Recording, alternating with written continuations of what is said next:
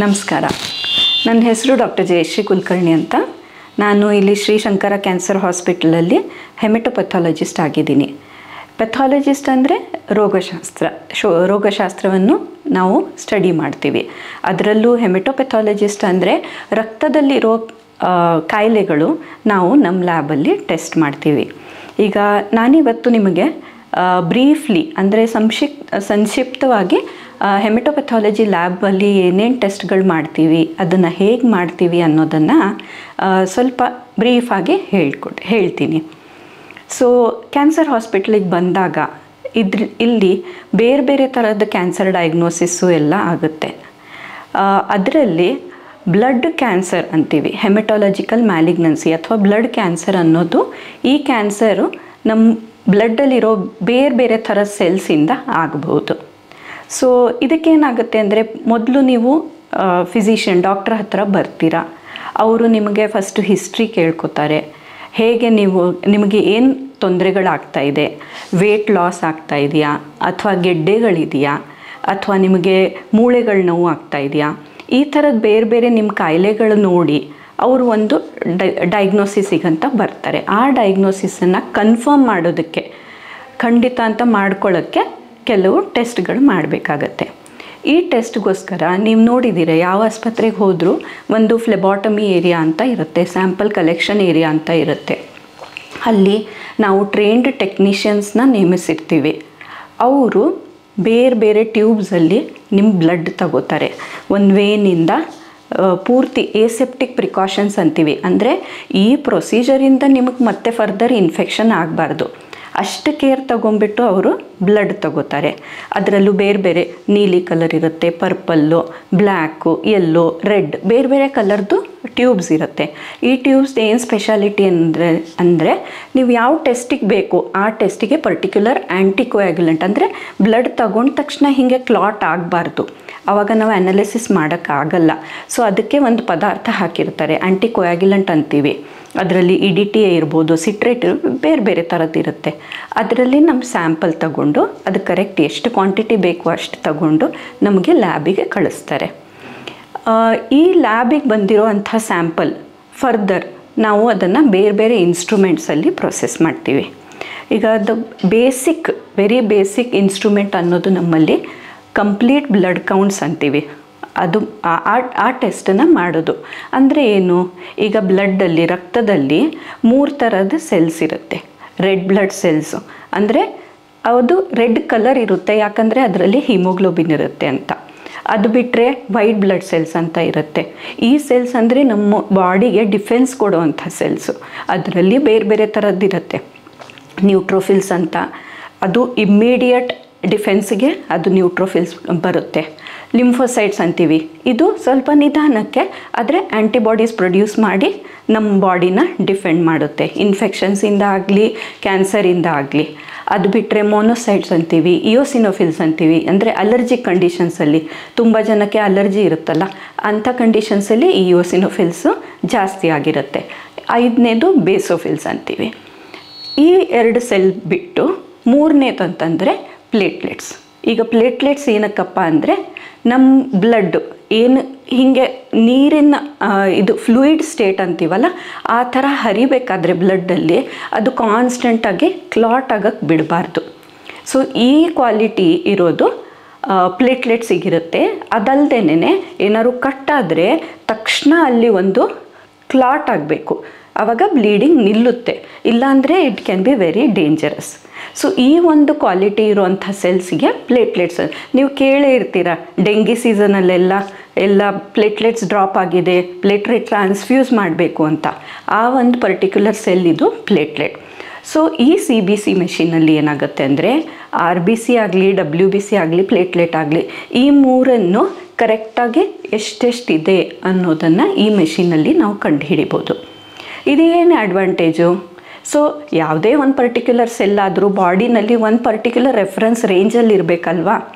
ಅದು ಕಡಿಮೆ ಆದರೂ ಒಳ್ಳೆಯದಲ್ಲ, ಜಾಸ್ತಿ ಆದರೂ ಒಳ್ಳೆಯದಲ್ಲ. ಸೊ ಅದನ್ನು ಕಂಡುಹಿಡಿಯೋಕ್ಕೆ ಈ ಮೆಷಿನಲ್ಲಿ ತುಂಬ ಸ್ಟೇಟ್ ಆಫ್ ಆರ್ಟ್ ಇಕ್ವಿಪ್ಮೆಂಟ್ಸ್ ಬಂದುಬಿಟ್ಟಿದೆ ಈಗ. ಸೊ ಹಿಮೋಗ್ಲೋಬಿನ್ ಕಮ್ಮಿ ಆದರೆ ಅನಿಮಿಯಾ ಅಂತ ಹೇಳ್ಬೋದು. ಈ ಅನಿಮಿಯಾ ಏನಕ್ಕಿದೆ? ಐರನ್ ಡೆಫಿಷಿಯನ್ಸಿ ಇರ್ಬೋದು. ಆವಾಗ ನಮಗೆ ಗೊತ್ತಾಗ್ಬಿಡುತ್ತೆ.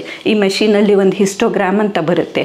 ಆ ಸೆಲ್ದು ಪರ್ಟಿಕ್ಯುಲರ್ ಸೈಜ್ ಕೌಂಟ್ ಅಷ್ಟೇ ಅಲ್ಲ, ಎಷ್ಟಿದೆ ಅಂತ ಅಷ್ಟೇ ಅಲ್ಲದೆ ಅದು ಸೈಜ್ ಚಿಕ್ಕದಿದೆಯಾ ದೊಡ್ಡದಿದೆಯಾ, ಎರಡು ಥರದ್ದು ಇದೆಯಾ. ಸೊ ಬರೀ ಐರನ್ ಡೆಫಿಷಿಯನ್ಸಿ ಇದೆಯಾ, B12 ಡೆಫಿಷಿಯನ್ಸಿ ಇದೆಯಾ, ಅಥವಾ RBC ಪ್ರೊಡ್ಯೂಸ್ ಆಗ್ತಾ ಇದೆ ಬಟ್ ಅಲ್ಲೇ ಬಾಡಿನಲ್ಲೇ ಹೀಮೋಲೈಸಿಸ್ ಅಂತೀವಿ, ಅಂದರೆ ಅದು ಸಾಯಿಸ್ತಾ ಇರುತ್ತೆ, ಬಾಡಿನಲ್ಲೇ ಸತ್ತೋಗ್ತಾ ಇರುತ್ತೆ RBCs, ಹೀಮೋಲೈಟಿಕ್ ಅನಿಮಿಯಾ ಅಂತೀವಿ. ಅಂದರೆ ನೀವು ಕೇಳಿರ್ಬೋದು ಥ್ಯಾಲೆಸಿಮಿಯಾ, ಸಿಕ್ಕಲ್ ಸೆಲ್ ಅನಿಮಿಯಾ ಅಂತ. ಈ ಥರದ ರೋಗಗಳೆಲ್ಲ ಬರೀ ಒಂದು ಸೆಲ್ ಕೌಂಟರಲ್ಲಿ ಹೀಗೆ ಸ್ಯಾಂಪಲ್ ರನ್ ಮಾಡಿಬಿಟ್ಟು ಅದರದ್ದು ಏನು ಗ್ರಾಫ್ಸ್ ಬರುತ್ತಲ್ಲ ಅದನ್ನು ನೋಡಿ ನಾವು ಹೇಳ್ಬೋದು. ಇದು RBCದಾಯಿತು.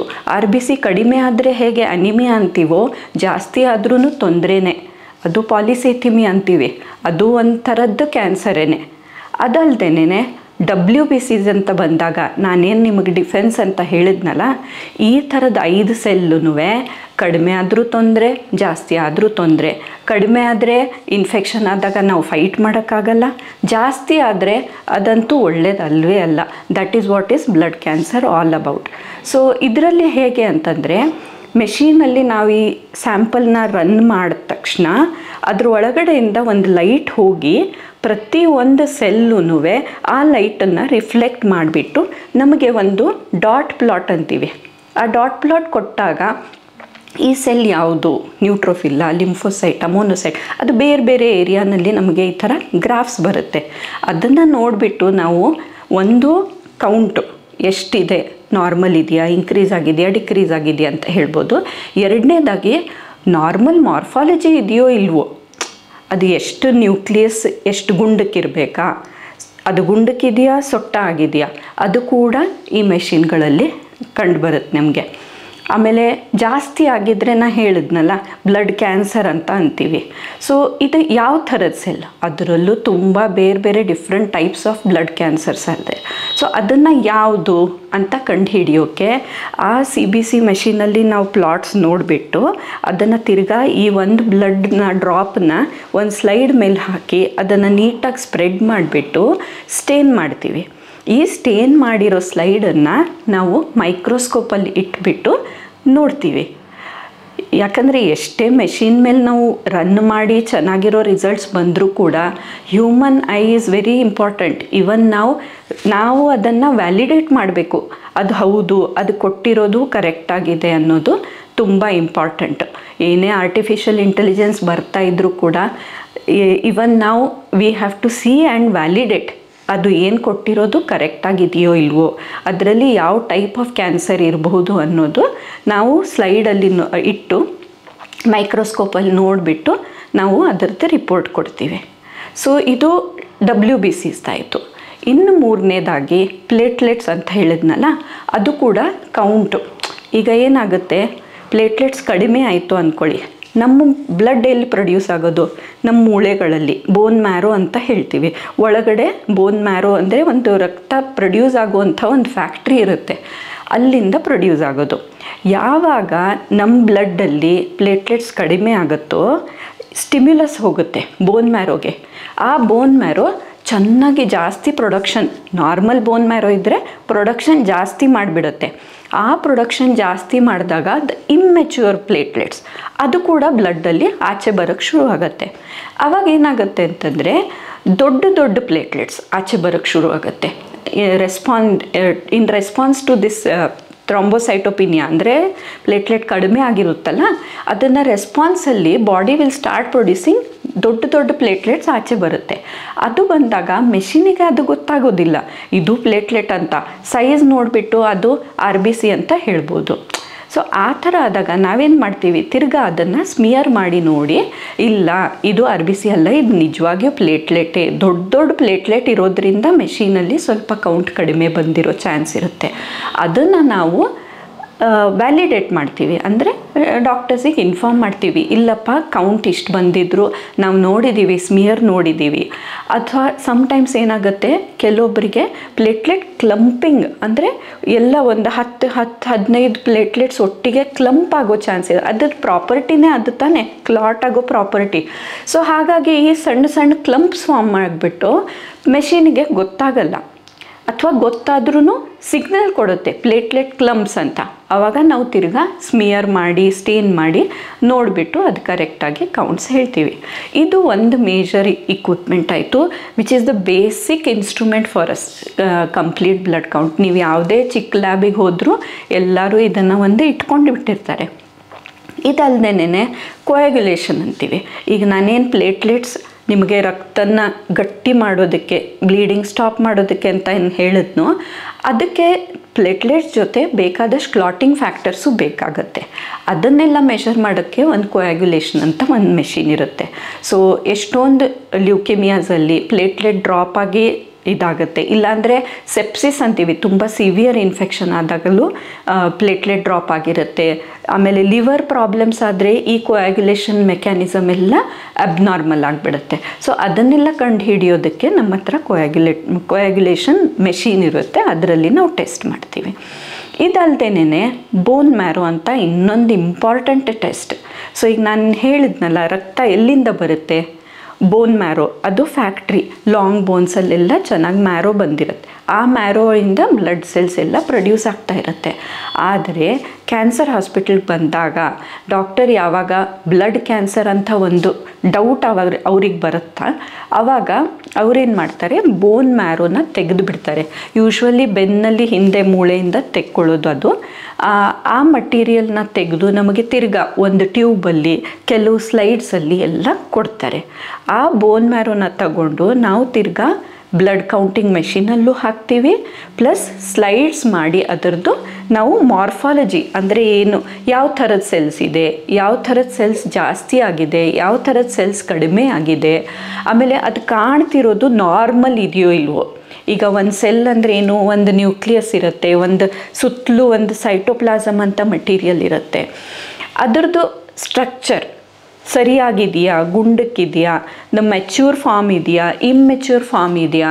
ಒಂದು ಸೆಲ್ ಪ್ರೊಡ್ಯೂಸ್ ಆದರೆ ಒಂದು ಎಸ್ಪೆಷಲಿ ಈಗ WBCs ಅಂತೇನು ಹೇಳಿದ್ನೋ, ಮೈಲೋಬ್ಲಾಸ್ಟಿಂದ ಹಿಡಿದು ಒಂದು 7-8 ಸ್ಟೇಜಸಲ್ಲಿ ಫೈನಲ್ ಮೆಚ್ಯೂರ್ ನ್ಯೂಟ್ರೋಫಿಲ್ ನಮ್ಮ ಪೆರಿಫೆರಲ್ ಬ್ಲಡ್ಡಲ್ಲಿ ಏನು ಬರುತ್ತಲ್ಲ ಅದು ಬರೋದು.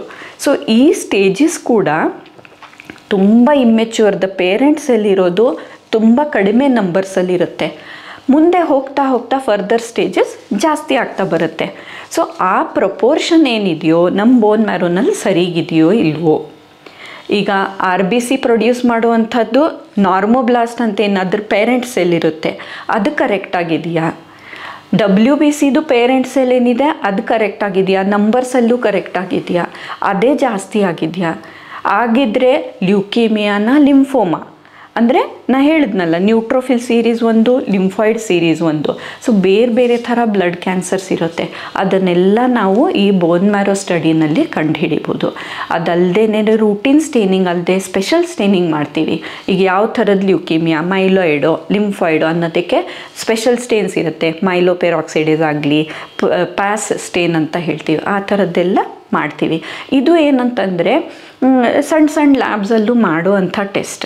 ಬಟ್ ಇದು ಕ್ಯಾನ್ಸರ್ ಇನ್ಸ್ಟಿಟ್ಯೂಟ್ ಆಗಿರೋದ್ರಿಂದ ನಮಗೆ ಎಂಡ್ ಪಾಯಿಂಟ್, ಫೈನಲ್ ಡಯಾಗ್ನೋಸಿಸ್ ಬೇಕು. ಸೊ ಈ ಥರದಕ್ಕೆಲ್ಲ ಬರೀ ನಾವು ಸ್ಲೈಡಲ್ಲಿ ನೋಡಿ ಹೇಳುವಂಥದ್ದು ಆಗೋದಿಲ್ಲ. ಸೊ ಇದಕ್ಕೇನು ಫ್ಲೋ ಸೈಟೋಮೆಟ್ರಿ, ಇದು the best technique, very sensitive. ಅಂದರೆ ಒಂದು 10,000 ಸೆಲ್ಲಲ್ಲಿ ಒಂದು ಅಬ್ನಾರ್ಮಲ್ ಸೆಲ್ ಇದ್ದರೂ ಅದರಲ್ಲಿ ಕಂಡು ಹಿಡಿಬೋದು. ಅಂಥ ಟೆಸ್ಟು ಫ್ಲೋ ಸೈಟೋಮೆಟ್ರಿ ಅಂತ ಹೇಳ್ತೀವಿ. ಸೊ ನಾನು ಹೇಳಿದ್ನಲ್ಲ, ಇಲ್ಲ ಪೆರಿಫೆರಲ್ ಬ್ಲಡ್ ಇದರಿಂದ ಕೈಯಿಂದ ತಗೊಂಡಿರೋ ಬ್ಲಡ್ ಆದರೂ ಆಗಬಹುದು, ಇಲ್ಲಾಂದರೆ ಬೋನ್ ಮ್ಯಾರೋಯಿಂದ ತೆಗೆದಿರೋ ಬ್ಲಡ್ ಆದರೂ ಆಗಬಹುದು. ನಾವು ಯಾವಾಗ ಹೇಳ್ತೀವೋ ಡಾಕ್ಟರ್ಸ್ಗೆ ಇದರಲ್ಲಿ ಅಬ್ನಾರ್ಮಲ್ ಸೆಲ್ ಇದೆ, ಇದು ಲ್ಯೂಕೇಮಿಯಾ ಇರಬಹುದು, ಬ್ಲಡ್ ಕ್ಯಾನ್ಸರ್ ಇರಬಹುದು ಅಂತ ಹೇಳ್ತಿದ್ದಂಗೆ ನಾವು ಅದನ್ನು ಫ್ಲೋ ಸೈಟೋಮೆಟ್ರಿನಲ್ಲಿ ರನ್ ಮಾಡ್ತೀವಿ.